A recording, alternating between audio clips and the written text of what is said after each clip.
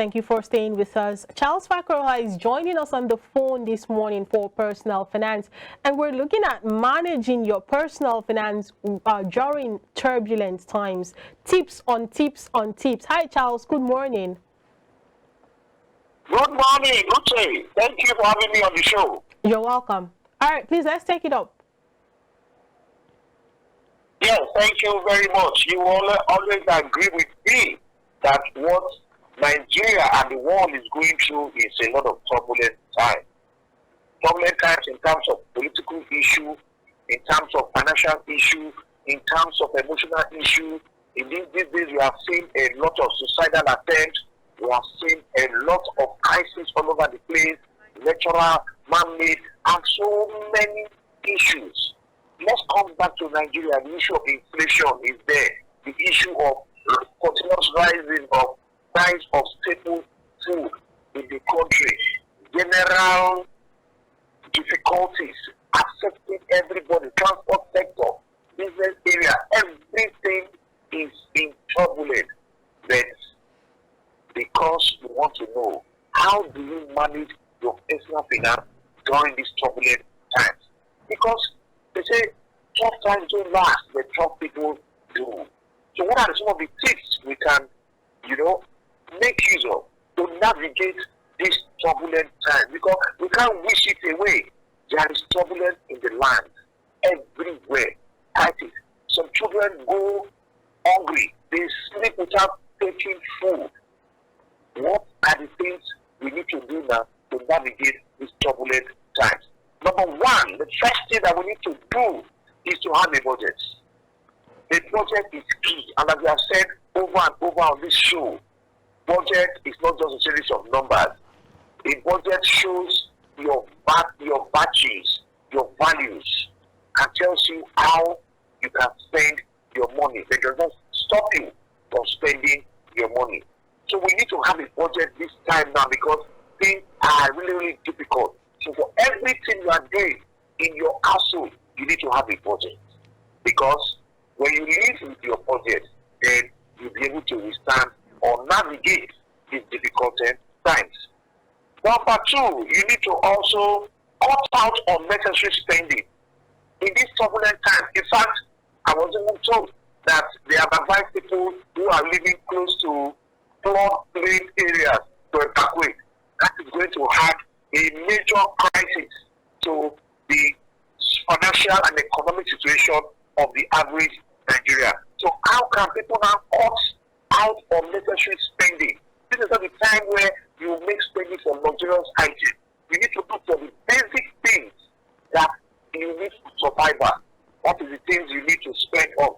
Unnecessary spending, going to parties, going to buy expensive cars, here and there. Those are not the things we need now at this turbulent time. And that's why I always advocate for our Nigerian politicians to understand the basis of personal finance, so that this is not the time where you look at frivolous spending. You say, I am sending prayers to your email box when the average Nigerian is dying. You are giving politicians 2 million, 3 million to go for vacation. No, this is the time we need to use our money judiciously when it comes to food supply for the average Nigerian. Another thing we need to do again is your emergency fund. Flood is coming. People who live in flood areas will not be able to go to farm. Commerce will be destroyed. People will not be able to buy and sell. They will not begin to depend on government palliative. They need IDP camp. So I think you have your emergency fund, because we have said emergency will occur. So if you have been saving for emergency, this is the time you can now relax and make use of that emergency fund to take care of your situation, because we know this kind of situation does not last for too long. Maybe 1 or 2 months, the flood will recede and people will go back to their normal life. I speak because I have seen this thing happen. Already, people are already started evacuating in some of these rural communities that are close to the Atlantic. Another thing you need to do again to navigate this turbulent time is save energy. Thank God, most people have prepaid. Even in Lagos, another part of the country, other parts of the country in Nigeria, you need to save on your energy costs. If you are going out, I've said this time and time again, switch off all your electrical appliances. Even in offices, it is written there as part of safety measure. Switch off all electrical appliances so that you reduce the consumption of this electricity.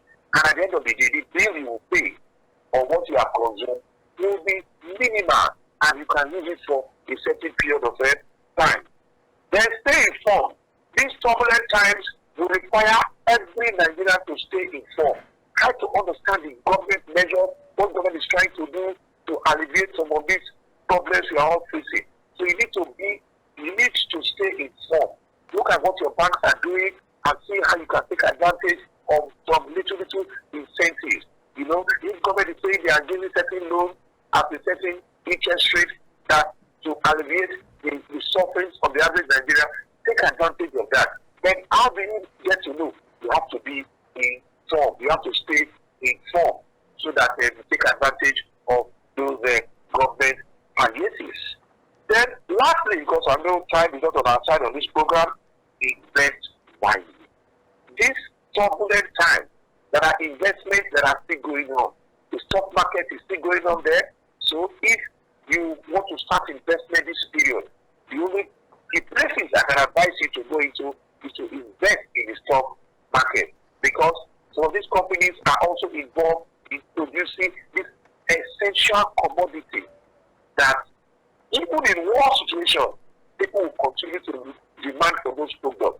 Government, international agencies will require those products as palliative. You know, I don't want to mention brands, but we already know them. You know, so it is the time for you to invest in these kind of companies that produce those essential commodities that are being sent to IDP camps. Because as long as they produce, people consume them, the government will purchase these essential commodities and send to IDP camps. So if you have invested in these companies, then of course you're also going to get your return when the time comes. So these are just few tips Nigerians can use to navigate this turbulent time in which we find ourselves. Thank you. All right, talking about budgeting, of course, you know that in a few days from now, the academic session will commence. And of course, you know what that means for most parents, buying of school, materials and school fees and all that and all that.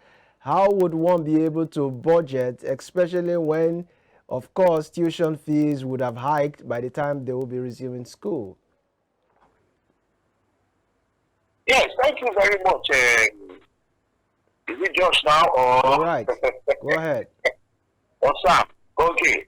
So, yes, budget is key. And I agree with you.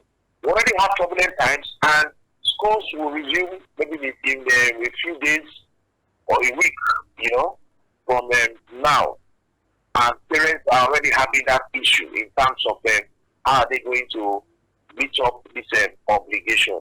Yes, like we always say in personal finance, these are recurring expenses that comes on the yearly basis. You know that school resumption, a lot of money will be paid. Now, yes, let's say you have your budget and it's not going to be enough. And it's nothing wrong for you if your words have been attending the particular school 4, 5, 6, 7 years, and all that. Approach the school authority and say, look, because if the school fees, let's say, is 150,000 naira, you can say, for now, this is my budget, this is what I can afford. And because we have seen them, and because these school owners, proprietors are also parents, they see how difficult things are, and they make payments to be flexible. They don't even tell you, come and pay once off. So you can stagger the payment as long as they know that you have integrity, you are honest. I'm sure most of these proprietors of interest will allow you to have your work in the school and you pay instrumentally, and then you will be able to make sure that your work go to the school and get the necessary education. All things boils down to doing your budgeting, and if your budget does not work or is not enough, approach the school authority. You should be able to meet up that obligation. All right.